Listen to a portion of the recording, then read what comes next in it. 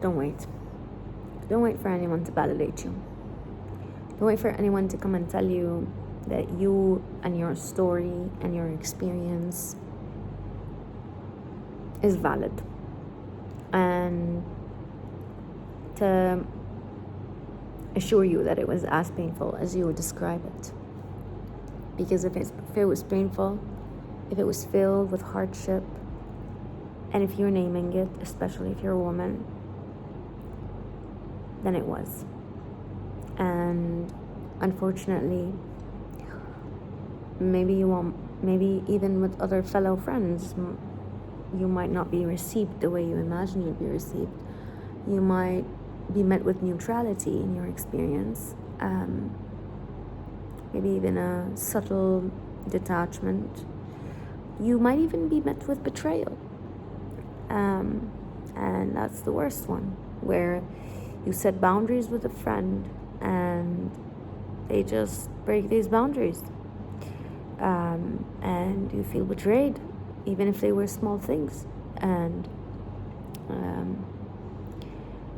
these things are trivial when it comes to real world problems that are happening in the world. But I think on a collective level, it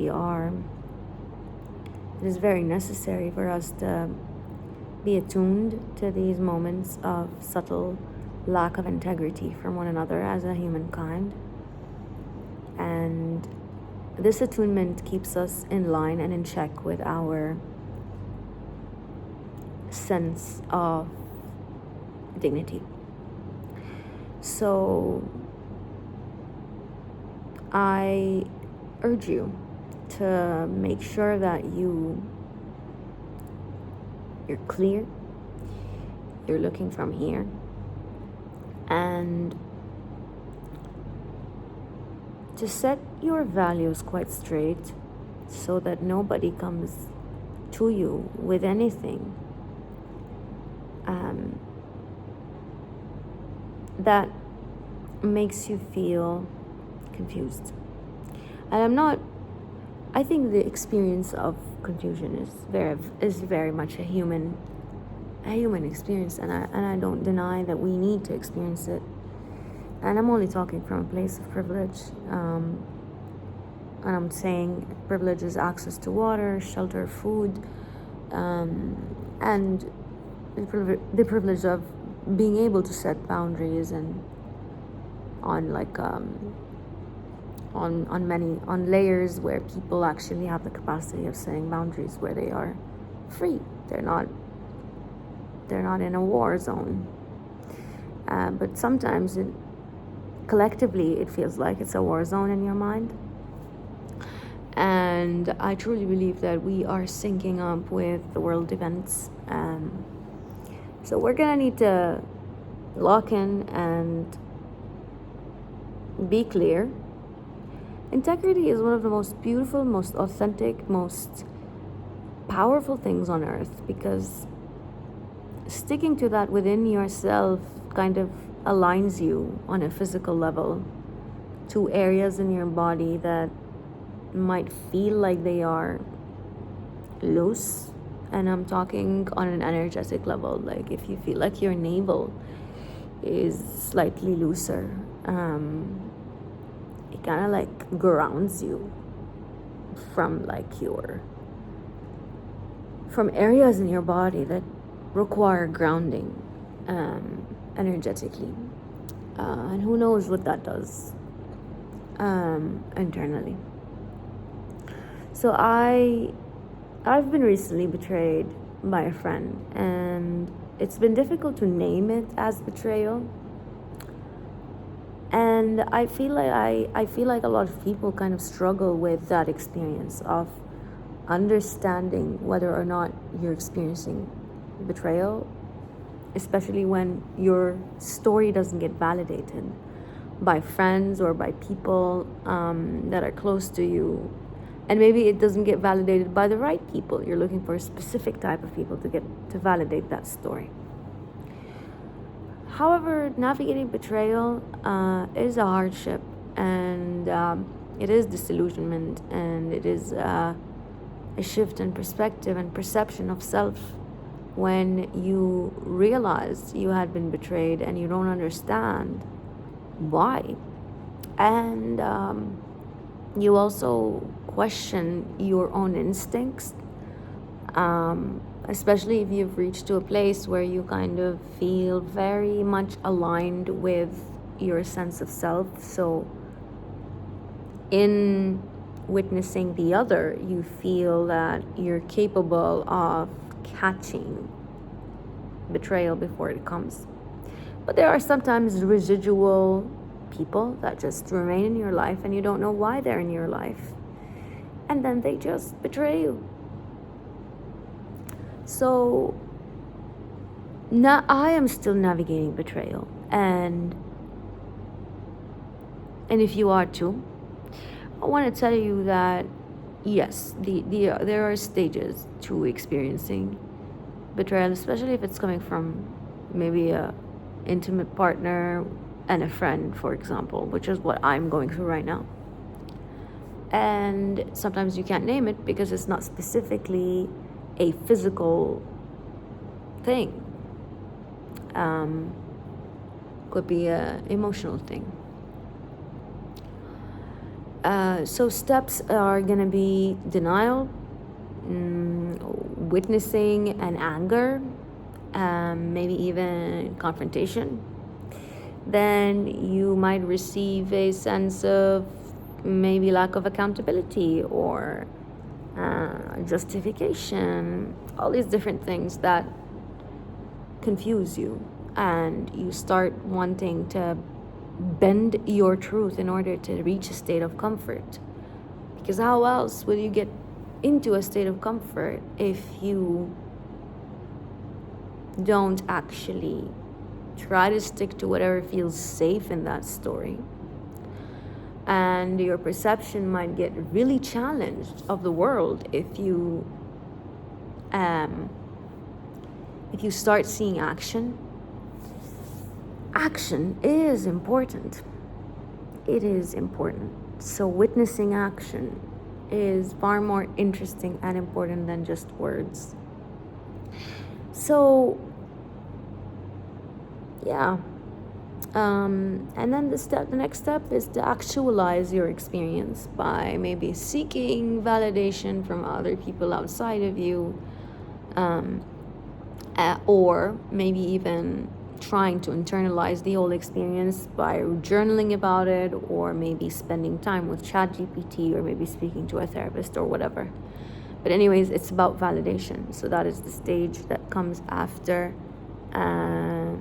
being met with invalidation from that person after you share your feelings. And then eventually, I imagine you reach a space of questioning your perception. And that is a very difficult spot that I'm in right now. And I keep wanting to shift and think of the best outcome and the best intentions. And forgiveness is so much easier on my nervous system because the state of a questioning of perspective and perception gives me a lot of anxiety, and I imagine it gives you a lot of anxiety. So I deal with it with belly massages, where I massage the navel, and it kind of eases a little bit of that stuckness that sits in that space, and maybe sometimes it kind of reaches to the areas of your throat, and so it's a somatic thing that can get stuck in the body, and you're gonna go ahead and need to share it with the world, because otherwise how else would you be witnessed, which is a very difficult spot to be in. So eventually I imagine you reach a place of peace. I imagine this is where it's going to become. Forgiveness proceeds, where you just move on, you forgive because you witness the other from a space of, finally, after the resentment, from a space of empathy. And this is something I imagine, but I can't, for the life of me, be able to discern it into actionable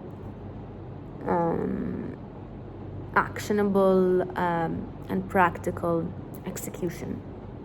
I'm not being able to achieve it. This place, which is peace and forgiveness.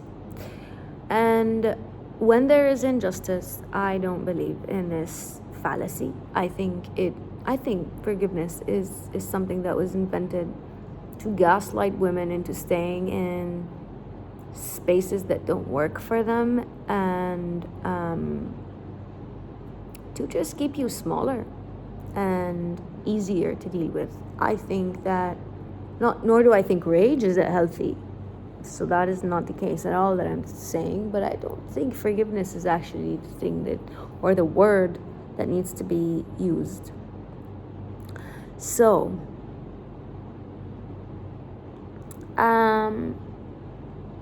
I think the word would be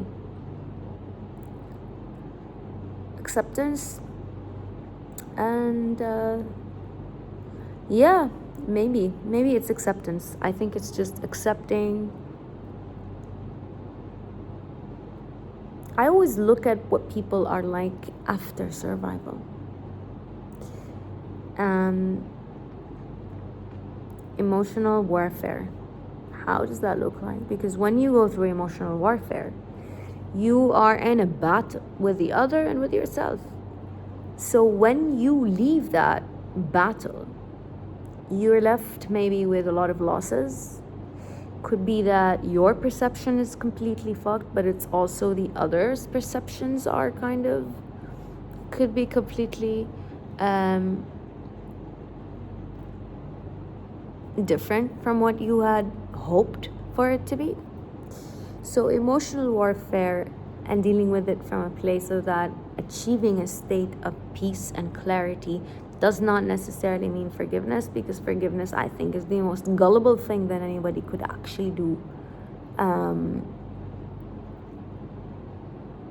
I think it's more aligning with the parts of you that are still alive. And I think as much as I'd love to say I want to forgive, I am somebody that, being a refugee myself, and on paper, I don't think forgiveness is okay. I think ancestrally it doesn't sit in my body. I think that you can't achieve forgiveness when there is injustice. It doesn't do you any favor. It's a disservice to you and your nervous system and your body and everything that's in your vicinity. It is a form of gaslighting where you sit in dissonance, and dissonance is not a place I want to exist in. I don't want to exist in dissonance. I'd rather sit in a radical state of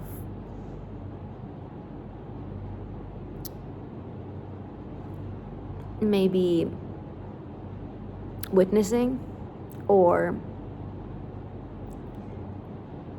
just the radicality of any state, that to sit in the neutrality of that. And I feel like forgiveness is just equals to neutrality. So yes, acceptance is important, because without acceptance we cannot move. We need to move, we need to mobilize, we need to proceed. Things feel static and stuck, and we need to keep making sure the wheel goes.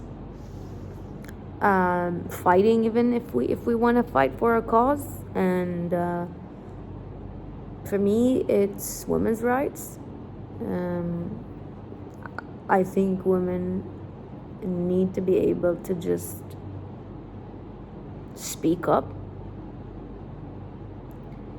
and from truth, not just from like a state of I noticed so many women just like sit in the state of confusion, of dissonance, of inability to digest reality fully. And in a state of smallness and a continuous conversation of dissonance that involves convincing oneself to proceed. And I genuinely don't want to keep playing this game. It is so depleting. Your body gets deteriorated in and amidst the dissonance. I can't be on both sides of things in general. In general, I'm not a person that is capable of being on both sides of things, capable of seeing the full picture. I'm capable of even empathizing with my opponent. To a very large extent, I have the capacity to empathize. But empathizing does not mean forgiving. It does not mean accepting. It does not mean betraying yourself and allowing and enabling and all these different synonyms of that same thing. So, you, if you're still here, listening,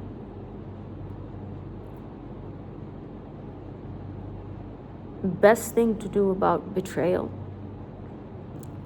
is to witness the cycle as though it's a grief. It's a process. It's like a process of experiencing something. Betrayal is a very difficult emotion, but don't let it fester and just sit away. Allow yourself to feel all different stages of betrayal in your system, which might get you to a place of acceptance. And I hope I could mend your broken heart faster and easier.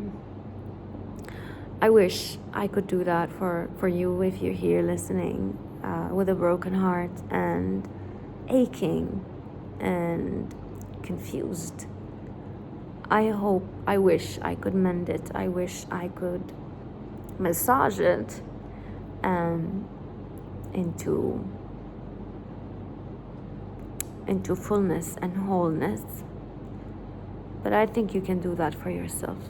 I really think you can. I think you can, if you're feeling victimized, you're valid. And you can achieve a state of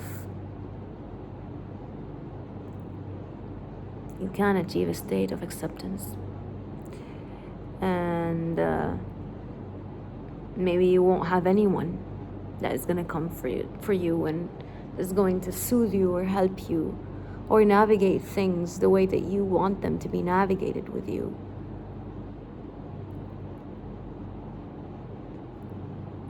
But stick to maybe a faint memory of a place where you haven't felt betrayal. Anything. Could be a pet. And that can give you strength. That is something that would give you strength. Anything that does not, because your whole reality might be shifted. And it's a very tough spot. So, stick to it. It's a mental game. Move to the body.